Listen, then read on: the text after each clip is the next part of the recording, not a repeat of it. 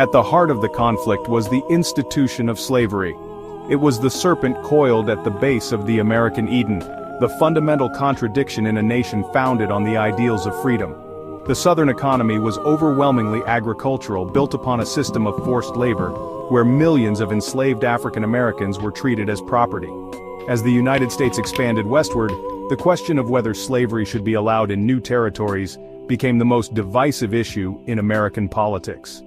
The South fought to protect and expand the institution it depended upon, while a growing abolitionist movement in the North demanded its end. This clash over slavery was intertwined with a fierce debate about states' rights versus the power of the federal government. Many in the South championed the idea that states could nullify federal laws, and some argued they had the right to secede from the Union. They saw a federal government led by an anti-slavery party as a direct threat to their way of life. The North, by contrast, believed in the supremacy of the Union.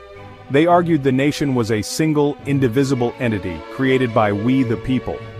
Leading the nation through its darkest hour was Abraham Lincoln, the President of the United States.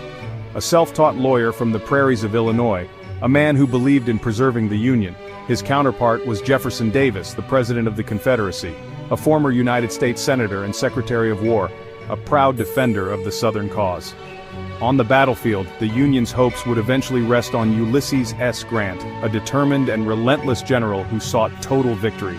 His great adversary was Robert E. Lee, the brilliant and revered commander of the Confederate Army, who could not bring himself to take up arms against Virginia. These four men would become the central figures in the great American drama. Their decisions, their strategies, and their personal characters would shape the course of the war. Lincoln's steadfast leadership held the North together.